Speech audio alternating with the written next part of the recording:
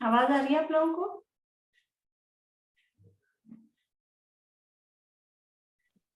आ रही है आवाज। शुरू करते हैं। नमः श्रीवर्धमानाय निर्धूत कलिलात्मने सालोकानां त्रिलोकानां यद्विद्यादर्पणायते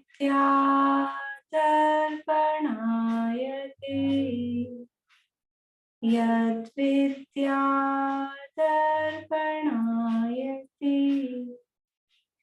सकल पापमल प्रक्षालक श्रीवर्धमान को करुण वन लोकालोक प्रकाशित कर जिनकी विद्या है दर्पण जिनकी विद्या है दर्पण।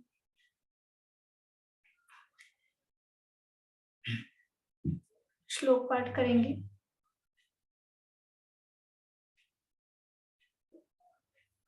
अनीता जी आप बोलिए 1 से 10 तक, याद हो तो वैसे, नहीं तो देख। हाँ दीपिका जी बोलिए क्या कह। मैम ये जो पापाश्रव, इसको एक बार शब्द उच्चारण कर ले, मेरे को रिकॉर्डिंग में भी समझ में नहीं आया था, इसमें भी नहीं आया। यदि पाप निरोधोन्य संपदा किम प्रयोजनम अथ पापाश्रवोस्तन्य संपदा। ता पे जोड़ देना है। अस्ति अस्ति और अन्य तो ऐसे बोल दें, अस्ति और अन्य संपदा किम प्रयोजनम। आप कोशिश करें पहले ऐसे ही बोल जाए, संधि सही थी तो फिर बिल्कुल। पापाश्रवोस्तन्य पापाश्रवोस्त्यन्य पापाश्रवोस्त्यन्य सब आधे आधे है ना, आधा से हाँ, आधा। इसीलिए प्रोनाउंसिएशन में दिक्कत आ रही है। हाँ तो थोड़ी सी कोशिश करेंगे तो बोल जाएगा। पापाश्रवोस्तन्य पापाश्रवोस्तन्य ठीक है। संपदा किम पापाश्रव अस्ति अन्य संपदा प्रयोजनम, तो वो तो संधि विच्छेद करके बोलेंगे ना तो वो गद्य हो जाएगा। हाँ, वो पापाश्रव अस्ति अन्य संपदा तो गद्य हो जाएगा, इसलिए भूल जाएगा। पापाश्रवोस्तन्य संपदा। हाँ संपदा किम प्रयोजनम पापाश्रवोस्त्यन्य संपदा किम प्रयोजनम। ठीक।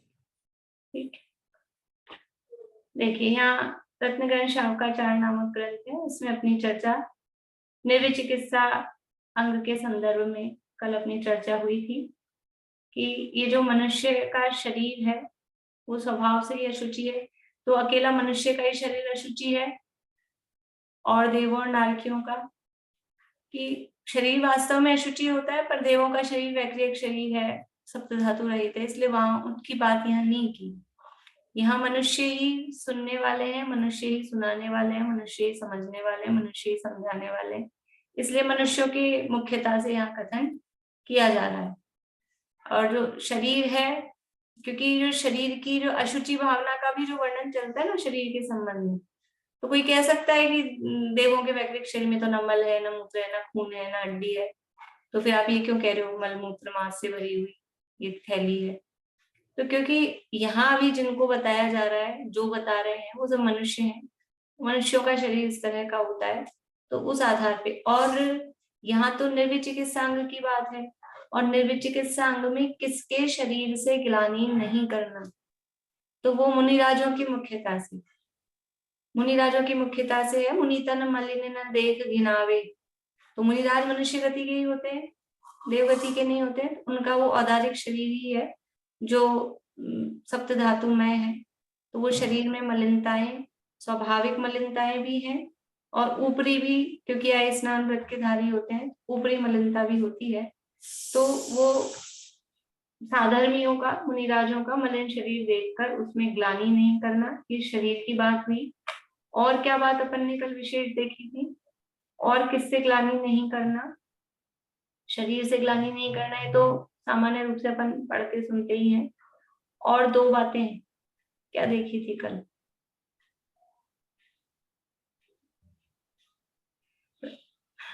रश्मि जी। जो रत्नत्रय से पवित्र हो उसके लिए। और किससे ग्लानि नहीं करना।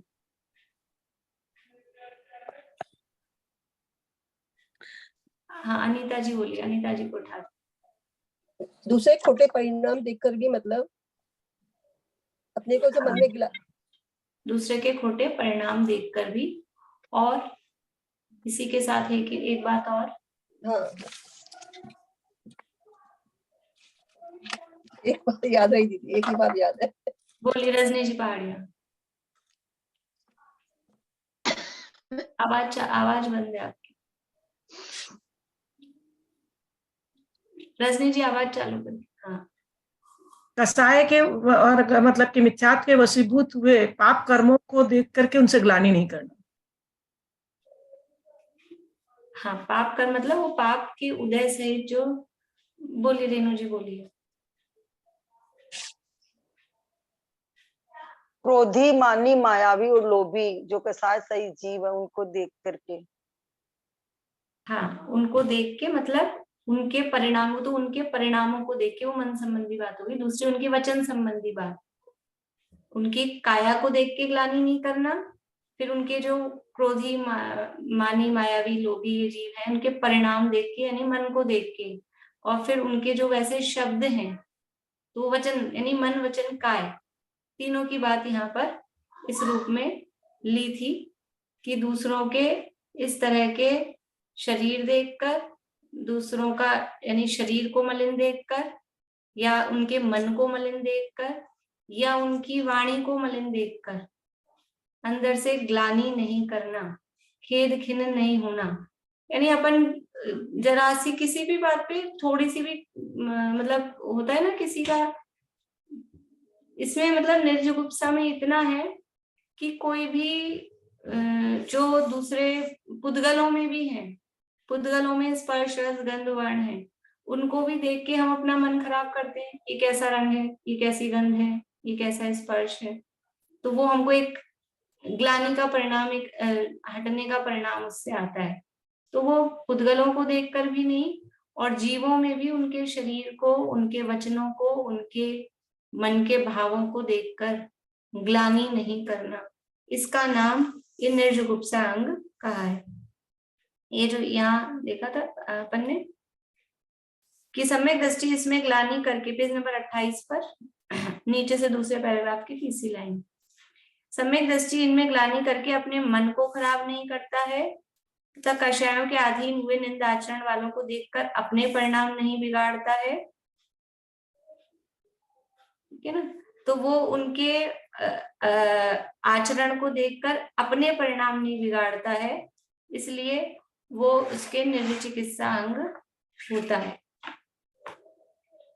अब यहाँ कहा जिसके निर्विचिकित्सा अंग है उसके ही दया है, उसी के वैयावृत्ति होती है, उसी के वात्सल्य, स्थितिकरण आदि गुण प्रकट होते हैं। आगे के अब ये जो भी अंग या गुण कहे हैं, 8 अंग कहे हैं ना, तो आगे के जो अंग कहे हैं वो किसके होंगे कि अगर आपकी निर्विचिकित्सा ही नहीं है तो आप स्थितिकरण क्या करोगे। मान लो उसका शरीर मलिन है, आप उससे तो दूर भागोगे, उसका स्थितिकरण क्या करोगे। उसमें वात्सल्य कहाँ से आएगा अगर आप में ग्लानि का अभाव ही नहीं है। मलिन शरीर को, उसके मन को मलिन देखकर, उसके शरीर को मलिन देखकर और हम उसको धुतकार रहे हैं, तो वात्सल्य कहाँ आएगा। ये निर्जुगुप्सा जब तक नहीं होगी तो वात्सल्य भी नहीं हो सकता, स्थितिकरण भी नहीं हो सकता, और जब ये नहीं होगा तो क्या प्रभावना करेंगे। हम किसी के भी मलिन शरीर को देख के, मलिन परिणामों को देख के हमने उसको छोड़ दिया, उसका तिरस्कार किया, तो इससे प्रभावना होगी कि अप्रभावना होगी। इससे क्या इंप्रेशन जाएगा दूसरों पर कि ऐसे होते हैं धर्मात्मा जी, छोड़ देते हैं आधे रास्ते में किसी को, उनका साथ नहीं देते, तो उससे तो अप्रभावना होगी। ये जो आगे के गुण हैं वो इस पे बेस्ड हैं, वो इस निर्जुगुप्सा या निर्विचिकित्सा, निर्जुगुप्सा बोलो चाहे निर्विचिकित्सा बोलो एक ही बात है, तो ये निर्विचिकित्सा अंग पर आधारित है। क्योंकि ये अपनी ग्लानि को जीतना, ये जो जुगुप्सा का परिणाम है, इसको जीतना वो बहुत जरूरी है। वो जीते बिना धर्म के मार्ग पर आगे नहीं बढ़ा जा सकता है, क्योंकि इस तरह की परिस्थितियां तो होती ही हैं। और किसी में हम ग्लानि कर रहे हैं तो इसका मतलब क्या है कि वस्तु स्वरूप को नहीं समझ रहे हैं। कोई पदार्थ हमको अच्छा और कोई पदार्थ बुरा, ये कब लग रहा है? पदार्थ अच्छा बुरा होता है क्या? पदार्थ तो पदार्थ है। तो किसी पदार्थ को देख के हम ग्लानि कर रहे हैं, उससे द्वेष कर रहे हैं, उसको बुरा समझ रहे हैं। तो यहाँ तो कहा था सम्यक दृष्टि है, वो वस्तु का सच्चा स्वरूप जानता है, इसलिए पुद्गल के अनेक स्वभाव जानकर वो उनमें ग्लानि नहीं करता है। तो यदि आप वस्तु का सही स्वरूप जानते हो तो ग्लानि होगी नहीं, और अगर ग्लानि कर रहे हो इसका मतलब है कि आप वस्तु का सच्चा स्वरूप नहीं जानते। पर इसको उतना समझना कि सम्यक दृष्टि को वो मिथ्यात्व और अनंतानुबंधी यानी 4 गई है, तो 4 के अभाव जन्य उसको ग्लानि का अभाव हुआ है, बाकी 21 अभी बाकी है। तो 21 का जो तीव्र उदय आएगा उस संबंधी ग्लानि उसके जीवन में देखी जा सकती है। ऐसा नहीं कि अब सम्यक दृष्टि हो गया तो बिल्कुल ही ग्लानि नहीं करेगा, पर वो जो 4 संबंधी गई है ना, अनंत अनुबंधी संबंधी ग्लानि, वो थी मेन, वो सबसे मेजर थी। वो मेजर चीज चली गई, तीव्र जो थी वो चली गई। अब जो ये है ये भी धीरे धीरे नष्ट हो जाएगी। तो ये निर्विचिकित्सा नाम का अंग कहा कि जिसके निर्विचिकित्सा है उसी के अंदर दया है। दया का पालन तभी हो सकता है, अभी मान लो कि जैसे उनका आता है ना एक अब्राहम लिंकन का, कि वो गाड़ी में बैठ के, अमेरिका के राष्ट्रपति, और कहीं गाड़ी में बैठ के जा रहे थे और एक सुअर को कीचड़ में फंसा हुआ देखा, तो गाड़ी रुकवाई और गाड़ी रुकवा के खुद उतरे और उसको कीचड़ में से निकाला, तो कपड़े गंदे हो गए, हाथ वाथ गंदे हो गए, तो ड्राइवर बोला मुझे ही कहते थे। सुना होगा ना आप लोगों ने, प्रसंग नहीं सुना हुआ? सुना हुआ है? नहीं सुना? अरे तो वो ड्राइवर बोला इतने से काम के लिए आपने अपने कपड़े गंदे किया, आपने हाथ गंदा किया, मुझे ही कहते थे। तो बोला ये, वो क्या बोले अब्राहम लिंकन कि ये तो तकलीफ तो यहाँ हो रही थी ना, दया का भाव मुझे आया था।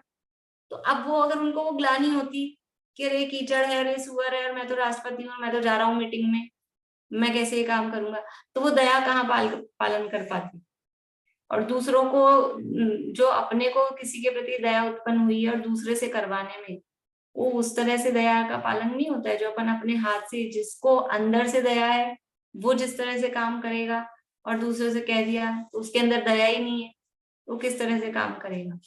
इसलिए जिसके निर्विचिकित्सा अंग है उसके ही दया है, उसी के वैयाव्रत है, उसी के वात्सल्य है, उसी के स्थिरीकरण आदि गुण प्रकट होते हैं। इस प्रकार ये निर्विचिकित्सा अंग कहा है। बोलिए रेखा भाभी। मैं ये कह रही थी कि किसी किसी में तो जैसे ये गुण बचपन से ही होते हैं कि कोई तो एकदम शांत नेचर का होता है, कोई एकदम वैसा होता है, तो उसके थोड़ी निर्विचिकित्सा होती है, मतलब शुरू से देखे जाते हैं ना किसी किसी में। निर्विचिकित्सा अंग सम्यक दर्शन पूर्वक वाला नहीं कहा जाएगा, लेकिन फिर भी लोक व्यवहार में उसको यानी धर्म प्रकट होने के चांस ज्यादा है। मतलब जिसके अंदर ये गुण है ना, ये अच्छे गुण माने जाते हैं दुनिया में, लोक में। क्षमा है, सहनशीलता है, संतोष है, तो ऐसा व्यक्ति है क्योंकि वो पहले से ही पोलाइट, नरम है, उसकी जो भाव भूमि है वो नरम है, तो उसमें धर्म के बीज पड़ना सरल है, वो जल्दी से समझ सकता है, इजी है। ऐसा नहीं है कि वो ही जल्दी समझ पाएगा, दूसरा नहीं समझ पाएगा। लेकिन जो क्रोधी है, कशाई है, अड़ियल है, उसको धर्म सीखने के लिए, धर्म को अंदर उतारने के लिए पहले उसको भी ये गुण चाहे तुरंत ही आए, वो क्षमा, मार्दव, आर्जव आदि गुण, लेकिन वो गुण होंगे, भाव भूमि कोमल होगी, तभी धर्म का बीज अंदर प्रवेश करेगा। तो जिसमें बाय नेचर ही समझ लो पूर्व के संस्कार है, कषाय मंद है, तो इस तरह के किसी में पहले से ही होते हैं, तो वो सामान्य रूप से हैं। जो सामान्य पूर्व भूमिका में, सम्यक की पूर्व भूमिका में भी ये चाहिए होते हैं ये गुण, तो उसके पूर्व भूमिका रूप वो है, वो सम्यक दृष्टि हो गया है, ऐसा जरूरी नहीं है। ठीक है ना? हाँ रेणु जी बोलिए।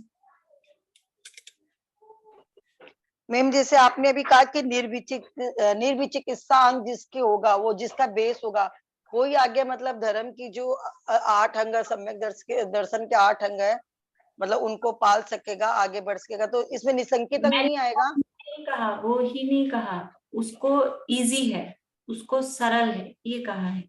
नहीं और नहीं उसके मतलब साथ ये भी कहा है कि जो क्रोधीमानी, तीव्र क्रोधीमानी है, क्या वो धर्म प्रकट नहीं कर सकता? वो भी कर सकता है, लेकिन उसको वो पहले क्रोधादि का त्याग करके इधर इन गुणों में आना ही पड़ेगा। और उसके साथ निशंकित, निकांक्षित आदि तो है ही। यहाँ तो अभी बात जिसकी चल रही है ना, जिसकी शादी उसके गीत, तो यहाँ निर्विचिकित्सा अंग की बात चल रही है, इसलिए उसकी मुख्यता से कथन कर रहे हैं। और उससे पहले निशंकित, निकांक्षित पना तो है ही है, वो भी है ही।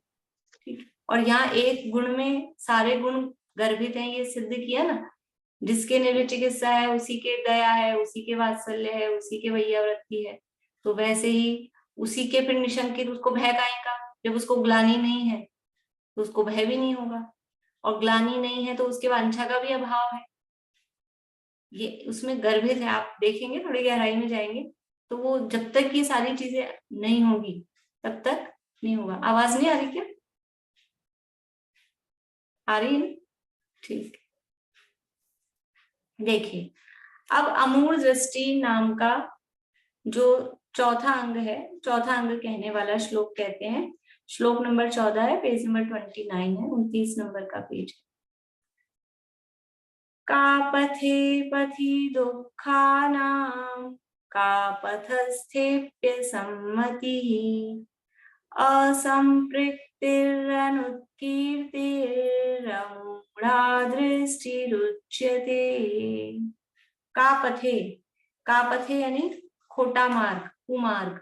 का यानी खोटा, कु, और पथ यानी मार्ग, खोटा मार्ग। पथी, पथी मतलब पथी का मतलब है वो मार्ग, और कापथे मतलब कुमार्ग, और पथी यानी मार्ग। दुखानाम यानी दुख स्वरूप, यानी जो दुख रूप खोटा मार्ग है। और कापथस्थे, कापथस्थ अपि सम्मति, कापथस्थ यानी खोटे मार्ग में जो स्थ यानी स्थित है। कापथ स्थ, कापथ यानी खोटा मार्ग, कुमार्ग, उसमें जो स्थ यानी स्थित है। एक तो खोटा मार्ग, और दूसरी बात कह रहे हैं खोटे मार्ग में स्थित। ठीक है, तो खोटा मार्ग, खोटा मार्ग कैसा है? वो दुखानाम, वो दुख रूप है।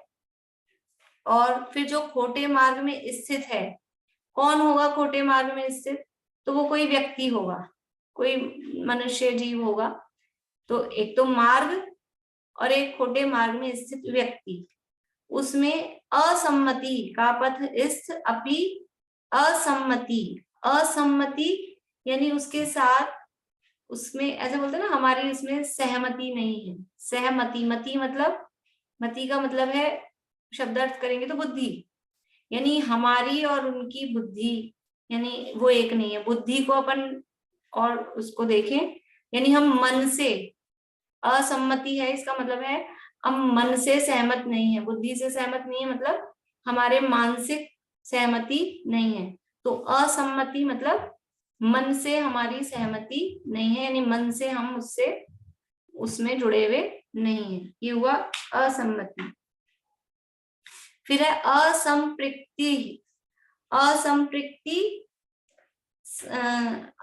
संपृक्ति का मतलब है जुड़ना, शारीरिक रूप से जुड़ना, और असंपृक्ति यानी शरीर से भी हमारी उसमें जुड़ाव नहीं है, मतलब शरीर से जुड़ना मतलब कोई ऐसे शरीर जोड़ना मतलब नहीं, शरीर से हमारी अनुमोदना, जैसे ताली बजा के ये हमने किया तो ये क्या होती है?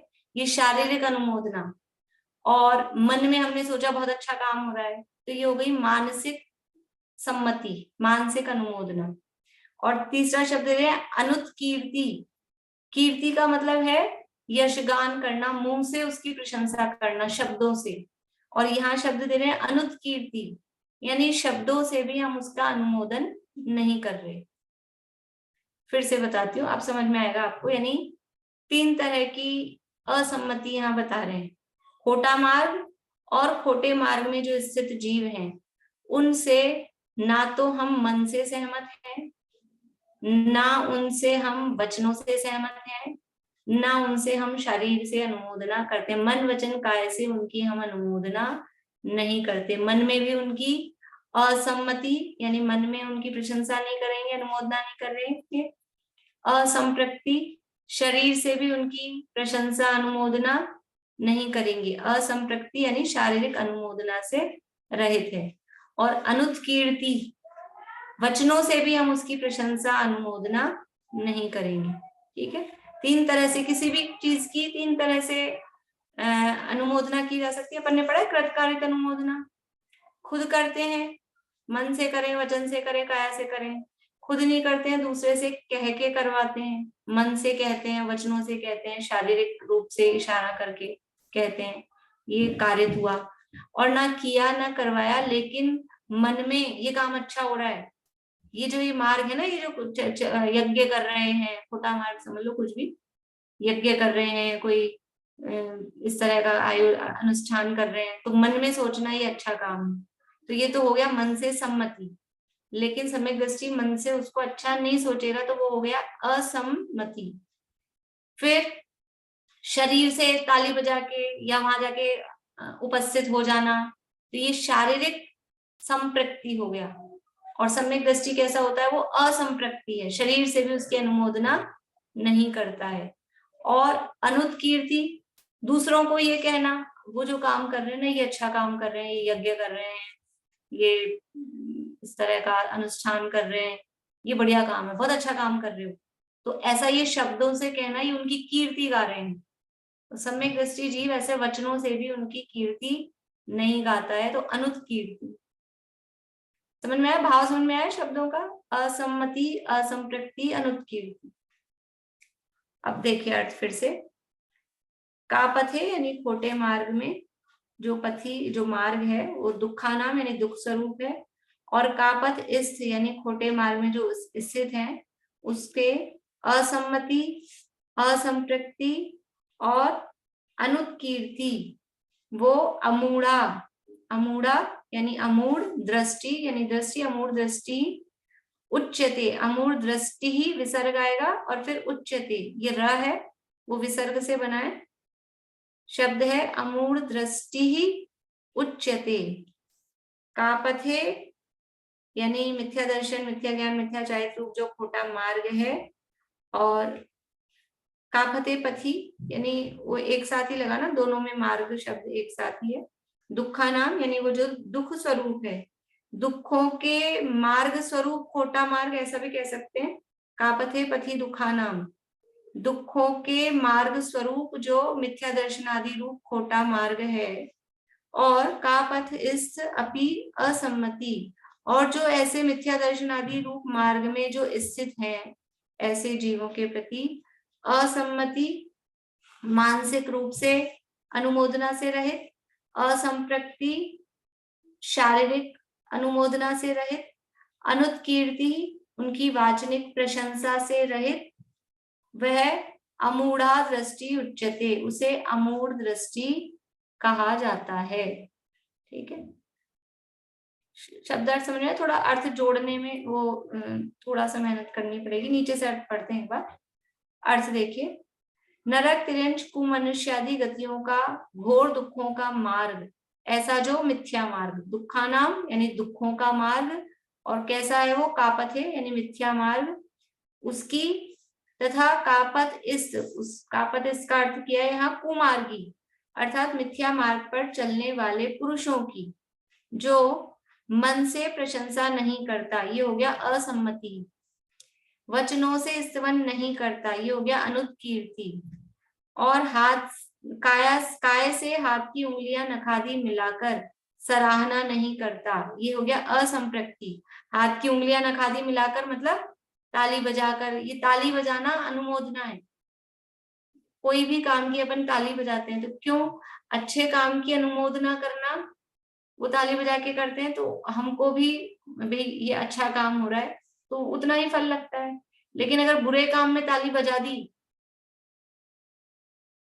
किसी ने अभी चल रहे हैं ना ऐसे, महावीर जयंती पे ये चलते हैं, जैनों के नाम से आयोजन चलते हैं, मैं चला के बुद्धिपूर्वक की बात बता रही हूँ कि लोगों को पता चले कि जैन नाम के, जैन बैनर के नीचे, और महावीर जयंती आ रही है इसलिए ब्लड डोनेशन कैंप लगाते हैं, ब्लड डोनेट करते हैं। और फिर हम क्या करते हैं, हम ना तो कैंप लगाते हैं ना हम जाके डोनेट करते हैं, लेकिन जो काम करते हैं हम उनको क्या कहते हैं, बहुत अच्छा काम कर रहे हो, बहुत बढ़िया, बहुत अच्छा। ये क्या किया हमने उसमें, ये हमने वचनों से सहमति और मन से भी समझ लो साथ में लगाई। वचनों से कह रहे हैं तो मन भी है ही उसमें, और शरीर से भी कुछ ताली वाली बजा के किया, तो ये हमने उसमें अनुमोदना कर दी। अब ये काम अच्छा था कि खराब था, खराब कहने में आप अच्छा नहीं लगेगा, लेकिन ये काम अच्छा नहीं है, जैनों के करने योग्य काम नहीं है, कोई धर्म का काम नहीं है। लोग धर्म सोच कर कि बहुत अच्छा बढ़िया धर्म का काम हो रहा है, वो नहीं है। देखो आप इसको बुरा क्यों कह रहे हो, अभी आप लोगों के प्रश्न आ जाएंगे कि आप इसको बुरा क्यों कह रहे हो। ये तो अच्छी बात है, किसी की जान बचती है, तो किसी की जान बचती है वो अच्छी बात है। किसी की पर्सनल प्रॉब्लम हो ना, घर में कभी समस्या हो जाए, किसी अपने सगे संबंधी मित्र के साथ हो जाए, पर्सनल वो परिस्थितिवश वो करना पड़े, वो काम अलग है। और यूं ही क्योंकि खून की एक एक बूंद में असंख्यात रस जीव होते हैं, एक एक बूंद में, और वो इधर से उधर जो निकलता है, ट्रांसफर होता है, वो सब जीवों का घात हो जाता है, वो सब मर जाते हैं। अभी तो हमने यूं ही बोतलें भर भर के रखी है ना, अभी जस्ट तो किसी को चाहिए नहीं। हाँ ठीक है, वो ब्लड बैंक बनता है, उसमें से बाद में काम आता है, वो सब बातें हैं, लेकिन उसके लिए और लोग हैं ना, और लोग करते हैं ना, सब दुनिया इसी काम में लगी हुई है। लेकिन हम जैन नामधारी होके और हम ये सोच के बहुत अच्छा धर्म का काम हो रहा है, हम इसको करके हम संतुष्ट हो जाएंगे, हम बहुत बड़ा धर्म कर रहे हैं, ये कोई धर्म नहीं है। इसी तरह से अंग वगैरह भी डोनेट करना, उसमें त्रस्त जीवों का घात बहुत होता है। किसी की इमरजेंसी है, पर्सनल प्रॉब्लम है, तब हमको करना पड़ रहा है परिस्थितिवश, वो एक अलग बात है, तब मना नहीं करना, तब नहीं पीछे हटना। लेकिन यूं ही और धर्म समझ के, मेन बात मेरी ये है कि हम उसको समझ रहे हैं बहुत बड़ा धर्म का काम कर रहे हैं, तो ये कोई बहुत बड़ा धर्म का काम नहीं, बड़ा क्या छोटा भी, वो धर्म नहीं है। उसमें जीवों की हिंसा ज्यादा होती है, और फिर वो किस किस तरह से वो क्या काम आ रहा है नहीं आ रहा है, कहाँ कैसे हो रहा है, वो जो भी चीजें हैं उसमें फिर बहुत चक्कर है। इसलिए तो अब हमने किया कुछ नहीं, लेकिन हमने उसमें बहुत बढ़िया काम हमने ये लिख दिया, हमने ये उसमें कह दिया। अभी अब प्रश्न मत करना आप इस संबंध में, मैंने उदाहरण दिया है और मैंने आपको कह भी दिया जो मुझे कहना था, ठीक है ना। अब जिसको जो समझ में आता, मैंने अपनी बात कही है, विचार करना आप लोग, जिसको जैसा समझ में आता हो तो सब अपने मन हिसाब से करते हैं काम। लेकिन वास्तव में ये कोई जैन बैनर के नीचे करने जैसा काम, वो कोई बड़ा धर्म का काम हो ऐसा नहीं है। तो अब हम उसकी अनुमोदना कर रहे हैं, तो वो बराबर पूरा उसमें जो भी फल लगना है ना, पाप का कि पुण्य का, वो बराबर लगता है। तो यहाँ पर जो अमूर्त दृष्टि अंग में जो मिथ्या मार्ग है, खोटा मार्ग है, जो 4 गतियों में घुमाने वाला ऐसा जो खोटा मार्ग है, और उस खोटे मार्ग पर चलने वाले जो पुरुष हैं, एक तो मार्ग और मार्ग पर चलने वाले, 2 चीजें समझ में आ रही है। मिथ्या दर्शन ज्ञान चारित्र रूप खोटा मार्ग, खोटा धर्म, और उस धर्म को फॉलो करने वाले, समझ लो जैसे अनायतन होते हैं ना, 6 अनायतन होते हैं, वो बात आ गई इसमें, अनायतन वाली। तो उन पर उस मार्ग की और उस मार्ग पर चलने वालों पुरुषों की जो मन से प्रशंसा नहीं करता, वचनों से स्तवन नहीं करता, तथा काय से हाथ की उंगलियां नखादि मिलाकर सराहना नहीं करता, वह अमूढ़ दृष्टि है। वो अमूढ़ का मतलब, मूढ़ का मतलब होता है मूर्ख, मूढ़ता यानी मूर्खता, और अमूढ़ यानी वो मूढ़ता या मूर्खता से रहित है, वो मूढ़ नहीं है, वो उसको यथार्थ ज्ञान है। वो ऐसा नहीं, मूढ़ का मतलब अपन अपने शब्दों में कह सकते हैं अंधविश्वास, अंधश्रद्धा नहीं। विश्वास का मतलब, देखो अंधविश्वास शब्द भी जो बोलते हैं ना, विश्वास का मतलब क्या है, विश्वास का मतलब है श्रद्धान, खोटा श्रद्धान नहीं है। अंधविश्वास कि कोई भी कुछ भी चल रहा है, किसी भी नाम पे ये कर लो, ये पहन लो, ये लगा लो और ये हो जाएगा। कोरोना के समय खूब चला ऐसा, ये करने से कोरोना ठीक हो जाएगा, वो मंत्र बोलने से और ये जाप देने से, ये जो चलता है, ये सब क्या है? ये अंधविश्वास है, ये कुमार्ग है। तो उस कुमार्ग की और कुमार्ग पर चलने वालों की जो मन वचन काय से प्रशंसा नहीं करता है, अनुमोदना नहीं करता है, वो अमूढ़ दृष्टि नाम का अंग कहलाता है। यानी क्यों होता है ये अमूढ़ दृष्टि अंग? कि सच्चा मार्ग पता है ना हमको, कि सम्यक दर्शन ज्ञान चारित्र वही सच्चा मार्ग है। और किसी भी तरह से कोई भी ये जो कैसे पता लगेगा ये खोटा है कि सच्चा है? कि अंदर आप किस भावना से, किस मान्यता से ये काम कर रहे हो। ये मंत्र बोलने से, इन देवी देवताओं को पूजने से ये हमारे कष्ट ठीक हो जाएंगे, ये हमारे दुख दूर हो जाएंगे। तो आपको ये श्रद्धा नहीं है फिर कि जो अभी अपन समझ लो गाथाएं पढ़ के आए हैं उसमें कार्तिक अनुपेक्षा में, कि जय देवो विय रखदी मंतो तंतो ये खेत पालो ये मियमाणम पी मनुष्यम तो मणुआ अखया हुंती। यदि देव रक्षा करे, कोई मंत्र तंत्र ये रक्षा करते हो, मरते हुए मनुष्य को बचाते हो, तो कोई मरेगा क्यों? सब एक मंत्र पकड़ में आ जाएगा, इस मंत्र से हम बचे, इस मंत्र से तुम बचो। और चलो जो भी मंत्र है, पता नहीं है क्या वो मंत्र? अपने को जैनों को पता नहीं है नमोकार मंत्र? नमोकार मंत्र महामंत्र है, फिर उसको बोलते रहे। हम तो बोलते ही हैं, दिन में कितनी बार बोलते हैं, चलता ही रहता है। जैसे ही जरा सा कोई तेज आवाज भी आएगी ना, तो अपने आप ही जैनों के मुंह से नमोरियंताणम चालू हो जाता है। जरा सा भूकंप का झटका आया, खतरा दिखता है, तो क्या होता है? तो हमारे तो हम तो बोलते ही हैं। फिर मरते हैं कि नहीं मरते हैं? मरते हैं कि नहीं मरते हैं? तो कोई मंत्र तंत्र ऐसे रक्षा करने वाला नहीं होता है। आयु क्षयण, आयु के क्षय से मरण होता है, और आयु देने में कोई समर्थ नहीं है। ये विश्वास जिसको हो, तो वो फिर ये फालतू के चक्करों में नहीं पड़ता है। फिर आप इनको क्यों मानते हो? अपने जिन मंदिर में क्यों जाते हो? अनंत भगवान को क्यों पूजते हो? कि अनंत भगवान को इसलिए पूजते हैं क्योंकि वो हमको गलत चक्करों में नहीं फंसाते हैं। वो ये बात बताते हैं कि तुम बचोगे तो अपनी आयु से बचोगे, तुम मरोगे तो अपनी आयु पूरी होने से मरोगे। ये मारने बचाने में तो कोई इंद्र भी और जिनेंद्र भगवान भी बचाने में समर्थ नहीं है। हाँ, आकुलता कम होती है, वो वस्तु का सही स्वरूप बताते हैं कि जो भी जम किच्छि उत्पन्नम तस्य विनाशो हवे नियमेन, जो कुछ उत्पन्न होता है उसका विनाश होगा ही। तो ये अपने को वस्तु स्वरूप पता लगता है, तो आकुलता कम होती है। इसलिए यही देवशास्त्र गुरु सच्चे हैं, वीतरागी सर्वज्ञ हितोपदेशी परमात्मा ही आप्त है, वही सच्चे देव हैं। उनके बताए हुए मार्ग पर चलने वाले ही जो ज्ञान ध्यान तप में लीन है, वही गुरु हैं, और उनके द्वारा बताई गई वाणी ही वही सच्चा आगम है, यही सच्चे हैं। इसके अलावा अगर कोई भी उपदेश होता है, राग द्वेष का पोषक, कषायों का पोषक कोई भी देव है या गुरु है या उनके पोषण करने वाले शास्त्र हैं, तो वो सब कापथ है, वो खोटा मार्ग है। और उस मार्ग पे चलने वाले वो भी वो है। अब ऐसा अपने को लग सकता है कि चलो खोटे मार्ग का निषेध करो, लेकिन उनके खोटे मार्ग पर चलने वाले जीवों की संगति के लिए क्यों मना कर रहे हैं? उनके साथ मन वचन काया से उनकी अनुमोदना नहीं करना, वो संगति से भी बचना चाहिए। क्योंकि अपनी संगति जैसी होगी ना, अगर हमारे मित्र मंडली में ज्यादा लोग ऐसे ही होंगे जो खोटे मार्ग को मानते होंगे, तो कभी ना कभी अपने साथ भी अनुमोदना करने का वो प्रसंग हो ही जाएगा उनके साथ में रहते हुए।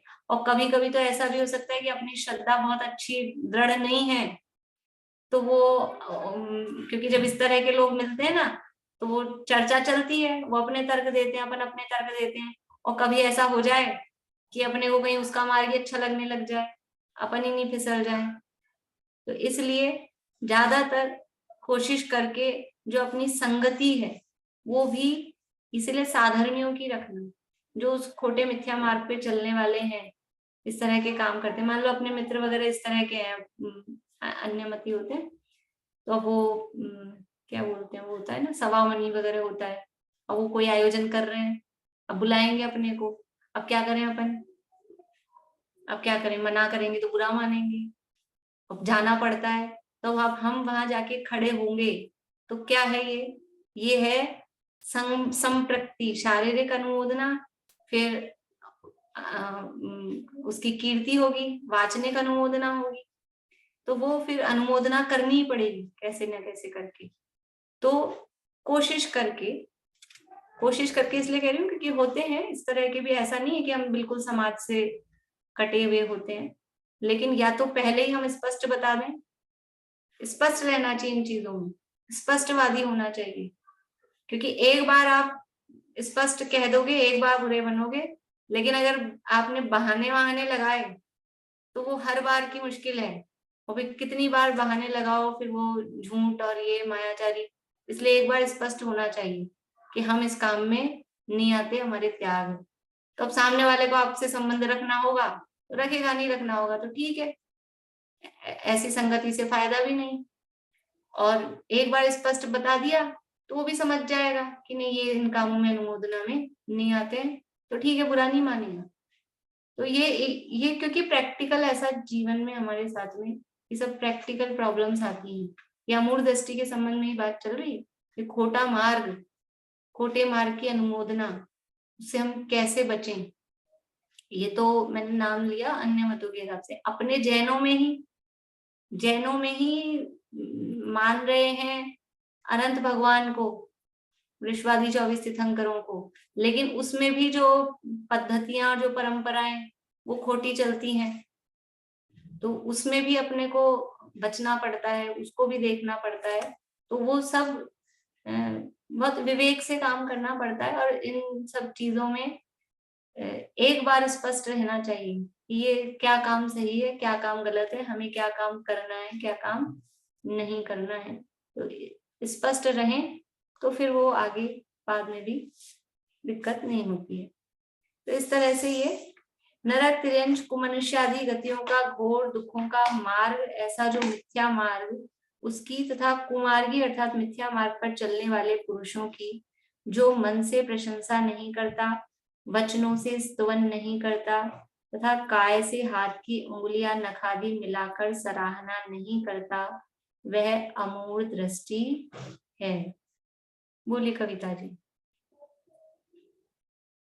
जैसे अपने में ज्योतिष शास्त्र वगैरह भी होते हैं, या ये भी वो आएंगे?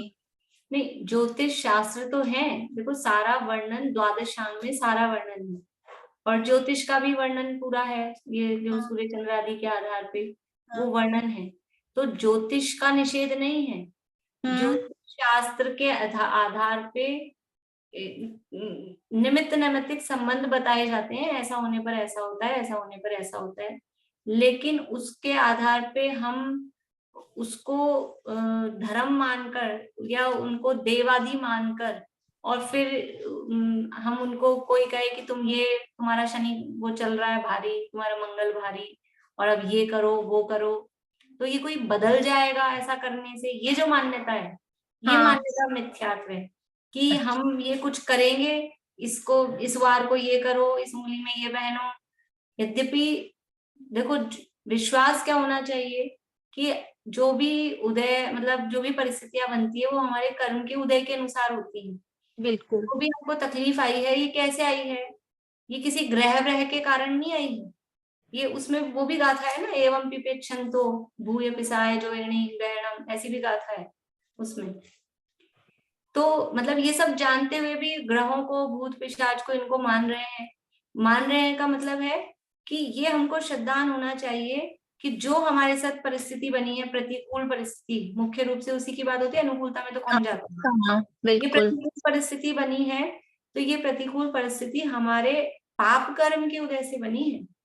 इसमें कोई ग्रह है वो क्या करेंगे, जो अगर वो कह रहा है ना ज्योतिष वाला कि आपका ये ग्रह खराब चल रहा है, तो वो ग्रह वो निमित्त है, समझ लो। वास्तव में भी इस तरह के होते हैं निमित्त नैमित्तिक संबंध। तो ग्रह खराब चल रहे का मतलब है कि आपके पाप का उदय है, उसमें ये उस समय ऐसा ग्रह, इस तरह की परिस्थितियां होती हैं। अब क्या करो, आप ये यज्ञ करो कि आप ये अंगूठी पहन लो, कि आप इनको ये दान दिया हो, तो क्या ये आपके ग्रह बदल जाएंगे। तो ये सब करने से हम क्या मान रहे हैं, हम उस ग्रह को देवी देवता भगवान मान रहे हैं। और उस ग्रह की हम पूजा करने चाह रहे हैं और ये मान के कर रहे हैं कि हमारा ये पाप कर्म का उदय इस आधार पे बदलेगा। तो ये जो मान्यता है, ये मान्यता मिथ्यात्व है। और अब क्या है कि इधर उधर जाते हैं लोग, तो उसको रोकने के लिए 24 तीर्थंकरों को ग्रहों में बांट दिया। हाँ। अब तीर्थंकरों की इसलिए पूजा कर रहे हैं हम कि ये तीर्थंकर इस ग्रह वाले, इस ग्रह का है तुम्हारी समस्या है तो इनको पूजो, इस ग्रह की समस्या है तो इनको पूजो। ऐसे कोई तीर्थंकर ग्रहों में और राशियों में अलग अलग तरह के मंदिर बन गए हैं इस तरह से। तो ऐसा कोई, इस मान्यता से यदि हम अपने 24 भगवान को भी मान रहे हैं, पूज रहे हैं, तो मिथ्यात्व है। देखो, भगवान को मानना पूजना पाप के उदय में, जब पाप का उदय आ गया है तो उस समय भगवान की पूजा आराधना करना ये अच्छा काम है। क्यों है कि अपना उपयोग, क्योंकि शुभ में लगे। पाप के उदय से प्रतिकूलता आई है तो आकुलता होती है, उस आकुलता को कम करने के लिए हम अपने उपयोग को पूजन आराधना यानी भगवान की भक्ति इसमें लगाते हैं, तो हमारा उपयोग थोड़ा बदले, वो एक बात अलग है। लेकिन हम इसलिए भगवान की पूजन भक्ति आराधना कर रहे हैं कि भगवान इसको बदल देंगे, भगवान इसको ठीक कर देंगे। मैं ये उंगली में कोई नगीना इसलिए पहनूं कि ये नगीना मेरा उदय बदल देगा, तो ये मान्यता मिथ्यात्व है। निमित्त नैमित्तिक संबंध होते हैं उसके, लेकिन वो कब काम करते हैं? जब उदय आपका अच्छा होता है तो कहा जाता है आपने ये पहना था ना, तो आपका देखो ये आपका लकी है, ये पहने रहते हो आप हाथ में। तो अब वो मान्यता ऐसी रहती है, कभी कदाचित वो गुम जाए और उधर से कुछ खराब होए तो अब मेरा ये गुम गया, ये खुल गया, इसलिए मेरा बुरा हो रहा है। ये जो मान्यता है, ये मान्यता खराब है। क्योंकि जीवों का जो भी अच्छा बुरा भला बुरा होता है वो पूर्व कर्म के उदय, असली जो निमित्त है ना, असली निमित्त वो कर्म का उदय है। वो कर्म का उदय तो क्या होता है, इंटरनल है, वो छुपा रहता है, वो बाहर नहीं दिखता है अपने को। कर्म दिखता है किसी को बाहर, कर्म बाहर नहीं दिखता। बाहर क्या दिखेगा? बाहर आपको कोई ग्रह दिख रहा है कि कोई नगीना दिख रहा है कि कोई दूसरा व्यक्ति दिख रहा है, वो लोग बाहर दिखते हैं, वो है बहिरंग निमित्त। लेकिन बहिरंग निमित्त इज नॉट इम्पोर्टेंट, वो इम्पोर्टेंट नहीं है, वो कुछ भी हो सकता है। असली इम्पोर्टेंट क्या है? वो जो अंदर कर्म का उदय है, वो असली इम्पोर्टेंट कारण है। बाहर में फिर कुछ भी होते हैं, वो बाहर के निमित्त होते हैं। लेकिन हम, हमारी जो मान्यता होती है वो उसमें उनको पूजने रूप, उनको धर्म बुद्धि से पूजने रूप हमारी मान्यता होती है, इसलिए उसको गलत कहा जाता है। हम शौक से पहनते हैं, कोई स्टोन अपने को शौक से पसंद है तो शौक से पहनते हैं, लेकिन बहुत कम लोग होते हैं ऐसे। आप मोती पहनो तो मोती किस लिए पहन रहे हैं, आप ये पन्ना पहनो वो किस लिए पहन रहे हैं, फिर इसको ऐसा करो ऐसा करो और शुद्धि बुद्धि कराते हैं वो तो और भी, मतलब वो पूरा उसी तरह से होता है, उसको शुद्ध करके पहनो और ये करो वो करो। तो वो तो पूरी मान्यता फिर वो उधर जाती है, मान्यता क्या जाती है कि इससे मेरा भला बुरा हो, ये मान्यता। ये नहीं समझ में आता है कि मेरा भला बुरा मेरे परिणामों के अधीन है। ये जो पाप कर्म का उदय है ना, वो कर्म का उदय भी क्यों आ रहा है कि मेरे परिणाम खोटे थे, मैंने पहले परिणाम खराब किए थे तो उससे पाप बंधा था और वो उदय में आ रहा है। तो अब उसको बदलने का असली उपाय क्या है कि वो परिणाम थे ना उसकी जड़ में, ये पाप बांधने की जड़ में परिणाम थे, तो असली उपाय है परिणाम सुधारो। जहां गलती है वहां ठीक करेंगे ना, तो गलती हुई थी अपने परिणामों में, तो वो तो ठीक करते नहीं है। और ये इस ग्रह को पूजना, उस ग्रह को पूजना, इसको करना, इन देवी देवता को पूजना, तो वो और उल्टे परिणाम बिगाड़ रहे हैं और दूसरों से अपना सुख दुख होना, भला बुरा होना मान, ये मान्यता ही तो मिथ्यात्व है। पर पदार्थों से अपना भला बुरा सुख दुख होना मानना, ये मान्यता ही तो मिथ्यात्व है। इस मिथ्यात्व को छुड़ाने के लिए तो सारे जिनवाणी कह रही है और हम उसी मान्यता को मान रहे हैं, इसलिए उन सब का निषेध किया जाता है। निमित्त नैमित्तिक संबंधों का निषेध नहीं है, निमित्त नैमित्तिक संबंध होते हैं, लेकिन हमारी मान्यता उसके कारण बिगड़ती है, इसलिए उन सब चीजों का निषेध किया जाता है। बोले रेणु जी। मैम अपने बोलते हैं कि कर्म दिखते नहीं, लेकिन कर्म अनुभव में तो आते हैं, चाहे सामने वाले के हो चाहे खुद के हो, अनुभव में तो पूरे आते ही हैं कर्म। हाँ आते हैं ना, लेकिन ये कितने से लोग समझते हैं। तो अपन पढ़ने सुनने वाले अब थोड़ा नाम जान रहे हैं, नहीं तो साधारण आदमी को कोई कर्म थोड़ा ना दिखता। वो तो ये देखता है इसने मेरा बुरा किया, ये मेरा ग्रह खराब चल रहा है, ये मेरे को ये अंगूठी मुझे सूट कर रही है, ये नीलम पहना जब से ये गड़बड़े हो रही है, ये पन्ना पहना जब से ये सही हो रहा है। साधारण आदमियों का कर्म दिखते हैं, उनको तो ये दिखता है ना, इसलिए। बोलिए अनीता जी। जी नजर का कहते हैं ना, नजर लग गई, इसकी लग गई, इसकी लग गई, तो ये भी मिथ्यात्व में आता है। हाँ ये भी मिथ्यात्व ही है। चलता है बच्चों के साथ में तो बहुत चलता है, बड़ों के साथ में भी करते हैं, लेकिन दूसरे की क्या नजर लगेगी किसी को। मतलब पर व्यक्ति तो अपना कुछ बिगाड़ नहीं सकता ना, अभी तो फिर वो अपने को ऐसा लगता है, विनोद प्रकाश जी वैसा ऐसे बोलते हैं, खरगोश कितना सुंदर होता है, खरगोश कितना सुंदर होता है, तो उसकी माँ उसके काला टीका लगाती होगी खरगोश के, उनको नहीं लगती कि नजर।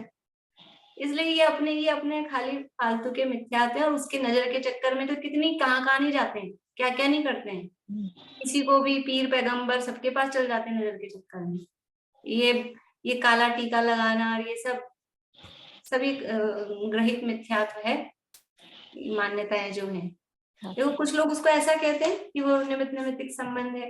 वो निमित्त नैमित्तिक संबंध भी तभी काम करता है जब आपका उदय बदलता होता है। कितनी नजर कटा के आओ, जब तक उदय, फिर रोज ही जाते हो, रोज तो नजर उतरा के आते हो, फिर रोज जाना पड़ता है, ये क्या चक्कर है। मतलब उदय तो बदल नहीं रहा ना, आप नजर उतरवा के आ गए, फिर अपने ही जाना पड़ेगा दोबारा। हर दूसरे दिन बच्चे को लेके जाते हैं, खुद करते हैं जो भी करते हैं ये सब। इसलिए इन प्रपंचों में नहीं पड़े तो शांति रहती है, नहीं तो बस इसकी नजर लग गई, उसकी नजर लग गई, इसी में पागल होते रहो। इसको देखो, उसके देखो, इसकी नजर खराब, उसकी नजर खराब, और तो कुछ काम कर ही नहीं पाए, इसी में दिमाग खराब हो जा रहा है। एक बार ये निर्णय हो जाए कि कोई नजर वजर नहीं लगती है तो माइंड फ्री, कुछ नहीं होता है। इतनी नजर उतरा के आते हैं बच्चों की, फिर भी वही उल्टियां कर रहे हैं, फिर भी बीमार होते हैं कि नहीं होते हैं, होते ही है, वो तो होते ही है, फिर क्या मतलब है। ये नहीं, बुद्धि यहाँ नहीं चलती है। डॉक्टर की दवाई लेकर आएंगे, आज दवाई ली है, असर नहीं करी, डॉक्टर बदलो, लेकिन वो नजर उतरा के आएंगे और फिर कल नजर लगेगी, तो ये नहीं सोचेंगे नजर से कुछ नहीं हो रहा है उतराने से। वो बुद्धि उधर नहीं काम करती है, वो मिथ्यात्व का इतना जोर रहता है कि बुद्धि चलने नहीं देता है वो मिथ्यात्व इतना। जैसे बहुत मतलब कई चीजें हैं ये जो अपने दैनिक जीवन में, इसलिए इन सब पे हमको सोचना चाहिए। कोई भी हम इस तरह, अब समझ में आने लगा होगा आप लोगों को भी धीरे धीरे कि कुछ भी अपन काम करते हैं तो क्या सही है क्या गलत है, थोड़ा बहुत तो आप लोग जज करने लग गए हैं, मुझे ऐसा लगता है। बोलिए रेखा।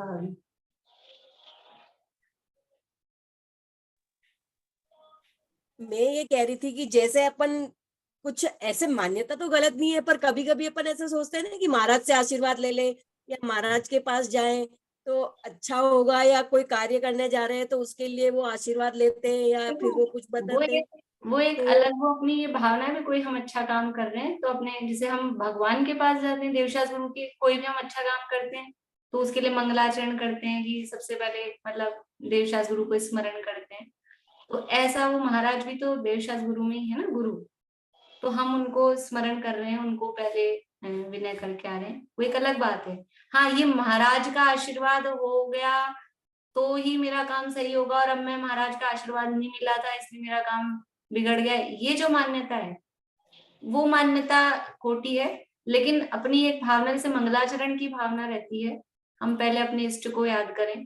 कुछ लोगों की समझ लो अपने माता पिता के प्रति रहती है, तो हम अपने माता पिता को पहले याद करेंगे, स्मरण करेंगे, उनको बताएंगे, फिर ये काम शुरू करेंगे, उनका आशीर्वाद लेंगे। ये एक विनय की बात, वो एक अलग बात है, आशीर्वाद लेने वाली बात वो विनय की बात है।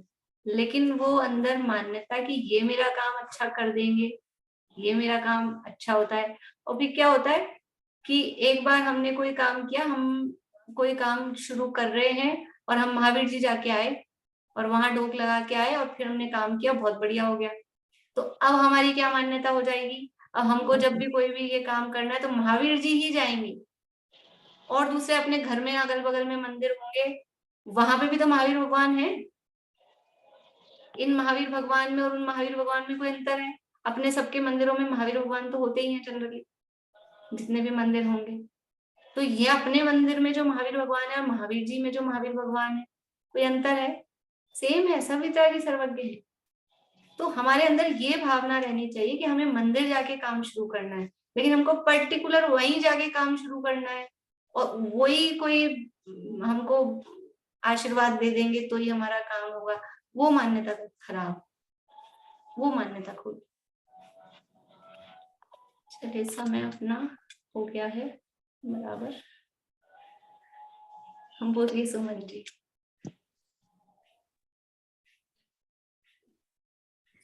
अपने जो माता पिता या भाई बहन जो भी अब इस संसार में नहीं है, उनका स्मरण किस रूप में करना चाहिए, या जैसे उनकी तिथि आती है तो कुछ भाव मन में होने चाहिए, क्या करें कुछ ना करें? देखो वो तिथि विथि मनाना तो वो, क्योंकि कोई जो भी तिथियां मनाई जाती है महापुरुषों मतलब जिन्होंने जन्म मरण का अंत किया है उनकी मनानी चाहिए।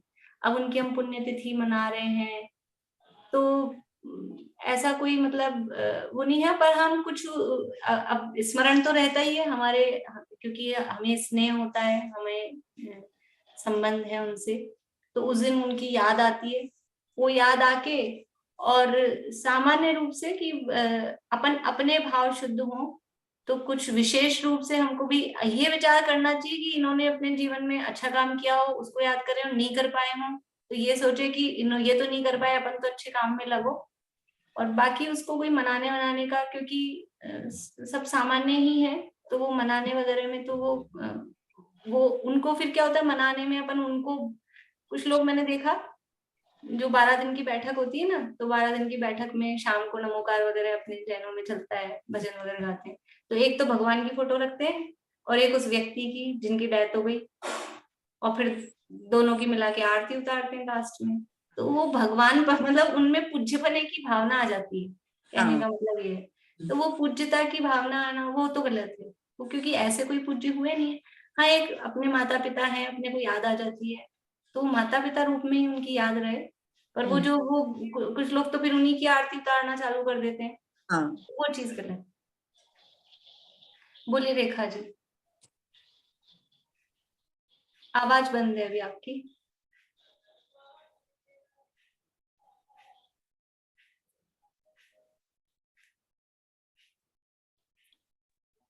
आपने कहा कि है ना, जैसे महावीर जी जाना और काम करना, ये भक्ति भी होती है। जैसे अब तीर्थों पे जाते हैं अपन, यहाँ भी प्रतिमाएं हैं मंदिर में, लेकिन हम तीर्थों पे क्यों जाते हैं?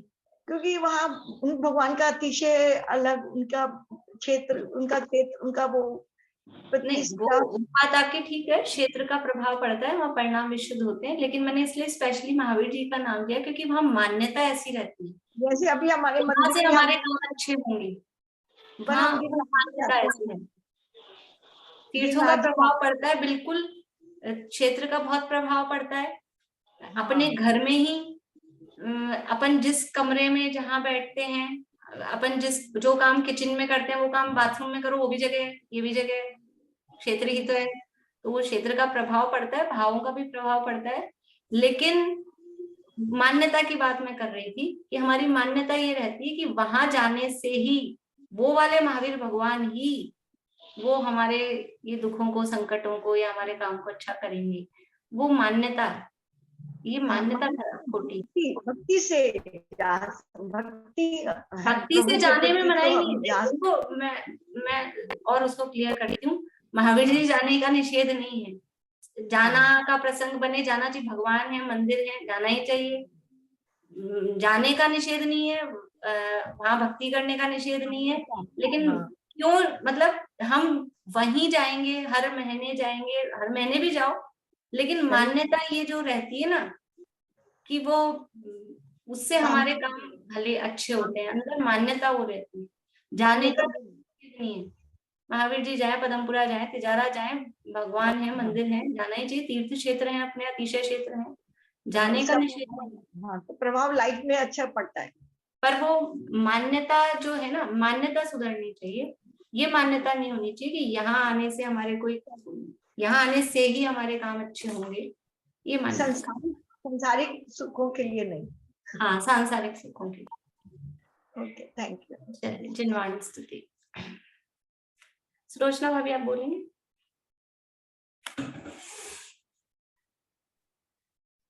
साची तो गंगा ये वीतरागवाणी, अविच्छिन्न धारा निज धर्म की कहानी।